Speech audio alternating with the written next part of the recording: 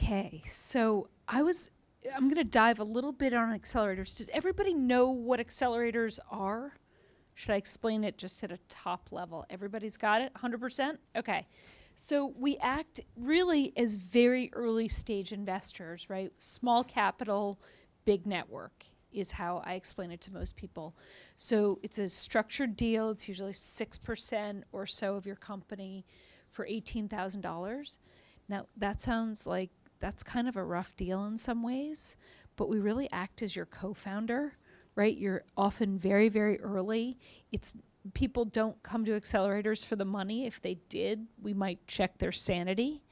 But it's a very important stage for a lot of companies because you're really you're trying to actually either do one of two things: be able to tell your story well enough about what the potential big business is there, or get some really strong data points so that you can get funded, right? Most companies, not all, some of our companies want to bootstrap, which is fine, but most of our companies want to go on and raise capital at the end of the program, and they aren't good enough at telling their story or don't have enough data. So we work really closely with them to help that happen. That's it. It's very simple. What they get is a really long-term network of fellow entrepreneurs who are going through exactly the same thing at exactly the same moment. That turns out to be really, really important for people because you're really a cohort. So at Techstars, this isn't true of all accelerators, but at Techstars we take about 10 to 12 companies in a given class, and you're together for 3 to 6 months. And you go through a very intense period together. Everybody is working incredibly hard. It definitely feels competitive when you first enter, like, oh, I'm competing with these other 11 startups. I have to be the best one here. By the time you're in Techstars for a month or so, you realize, oh, these are my collaborators. They're my friends. They're the ones that are going to tell me when I'm, lying to myself. They'll be that mirror that we were talking about before. They're like a natural group of people that should be your mirror. It also turns out they help each other raise funding. Sometimes they tell each other stories better than you can tell your own, which just gives that founding team a little bit of an advantage to start telling their own story well. And they often get a ton of customers as well because they're all kind of competing with each other to show how much progress they can make. And that little competitive spark tends to work, right? Yes? Question from the audience was, what about incubators? Okay, so all these terms have become quite muddled. So in my mind, there are 3 kinds of things like this. There are business plan competitions where you have a chance to win a prize at the end. There are accelerators that invest money into your company and kind of own helping you win and get to the next level of funding. Or you're certainly aligned in that goal. And then there are incubators that often provide space and services for companies at your stage, but they tend not to be investors. Those are the differences. Yes? And what about nonprofits? Some accelerators are set up as nonprofits, and they can be investors. So there's one on the West Coast, Rock Health, is set up as a nonprofit, but they often take a piece of your company as well. But that's just a matter of how they set up their corporate structures. Yeah. Are you talking about nonprofit companies or how the structures of accelerators are set up? No, I was asking, do they also fund or work with nonprofit? Okay, very rarely, but they do.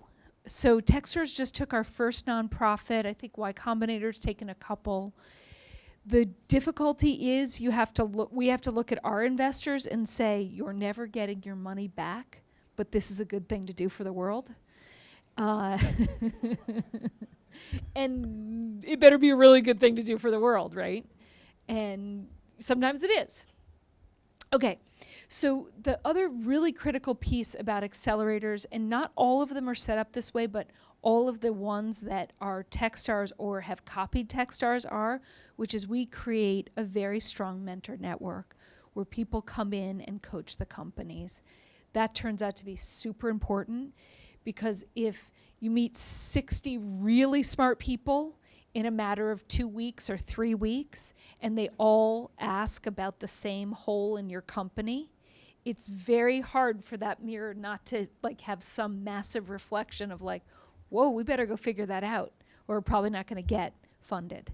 So I think that's been a really wonderful element of what accelerators have brought to the entrepreneurial community. Okay, next, forward. I'll go through these quickly. So as I said, less simply, we wear 4 hats as accelerators, right? We are founders, we're co-founders with you. We take common shares. So if you get diluted, we get diluted. Anything that happens to you as founders happens to us. We're also investors. We give you money. We give you services. We give you a place to, host your company. We often give you free things like lawyers and, hosting services. And donor is always a funny one, but we donate mentor time, not all from us, right? So those are all 4 really important elements. There are, 2 or 3 very, very good accelerators. The wet rest, and am I saying this on YouTube? Buyer beware. There are lots of accelerators that pop up. Just make sure you understand who those founders are and what their track record is before you hand over a slice of your company. Our track record is 100% public. You can see every company we've ever funded and what's happened to them. So it's something you should demand of an accelerator. And the track record of the specific MD behind it, the managing director behind it. Again, short time, but I think they've become a very important part of the startup ecosystem. And the reason is that they help companies that don't need a lot of capital to get started, but have very high potential. And because of what's happened with cloud services and kind of the trends on what it costs to start a company, they have become very powerful, forces in this community. Where it used to be, you could not get your company started without millions of dollars of funding. Now you can do a lot with a couple $100,000 to show evidence. So it's that potential evidence piece. Now with a small amount of money, you can show a lot of progress. So the bar gets higher for entrepreneurs. You have to show more to get your money now than you used to. Anybody here thinking of applying to any accelerator? Okay, 1 person. Anybody here working on a company? Okay. So does everybody here just think they're going to jump to Series A then? Like somebody's going to write them a $5 million check? How are you guys planning on funding your companies? Just curious. Angels? Okay, raise your hand if you think you're going to get angel investment. Okay, a few angels. Who thinks they're going to get venture capital money? Who thinks they're going to fund it themselves because they were born into a lot of money? No, that does happen. It's awesome. I so wished it happened to me. So anybody here going to just bootstrap? Their customers are going to fund them. Customers. Ooh, we got a lot of customer funded. Who has no idea and is afraid to raise their hand? No one? Only one. Yes. Somebody's honest. Awesome. Okay. So I will tell you how to get into an accelerator. I think these things apply to getting venture capital and angel money as well. But, and this is real quick, you have to help explain why you are doing this. Why? Why should this happen in the world? That sounds so simple, but let me tell you from experience in working with now thousands of entrepreneurs, that's a very difficult thing to do. So honing why are you doing this? Then kind of how your founding team works together, how well you work together. I think you have to be able to explain that. Like, how do you work on the different functions that are important to that company? And then not just why, but then what are you actually doing? What are you getting done? That sounds really simple. For most companies, that is not simple to explain what you are doing. Then even deeper, who is this team? Like, what perspectives do they come? What do they bring to the table? You just have to lay it out there. You know, you can't just say, this is my tech guy. Like, what's that tech guy done? You know, show his work. I think that'll just bring you so much further. And then data. Show me what experiments you've been running as a team and what you've learned from that. I don't care if they were the right experiments. I care what you learned and how quickly you learned it. And I'm pretty sure most angels and venture capitalists care about the same thing. So it doesn't change where your money's, you know, coming from. It just may be more systematic and more demand for data there. And then a lot of times, very early stage entrepreneurs mess this stuff up around splits of equity, which is your cap table.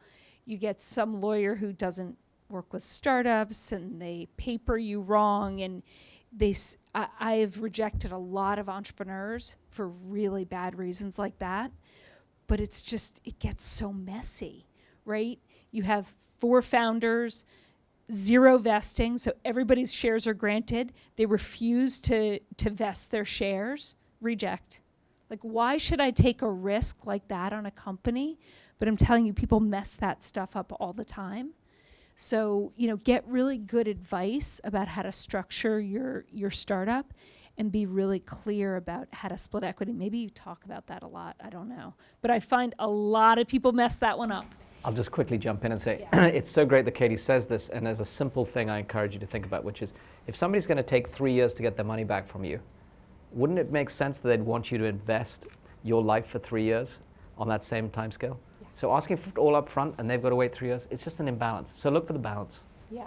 And one interesting little tidbit is California is now going to like 5 and 6 year vesting. Boston's still at 4. I think that's going to shift because we all know for big companies, you know, big high growth companies, it takes 8 years in general. Okay, so that's how you get in. These are some of the companies I've backed. Actually, a bunch of them Common Angels also backed, so there's some nice overlap there. And, you know, the first class that I did in 2011, which has had enough time to raise capital, we put in $500,000. They've raised $46 million. That number goes up all the time. I think it's actually now like 58, but whatever. Current class accelerators deal with a lot of different kind of companies. So I do B2B, B2C, hardware. All of those accelerators can take. If you're doing, is anybody here doing a hardware startup? No. No, 1, 2 in the back. All right. Oh, same one. Okay, awesome, co-founders. Anyway, so yeah, accelerators also do hardware companies if we can figure out how to take out risk with a small amount of capital. So I think they apply to lots of every industry, all different types of business models and companies. And that's all I have to say.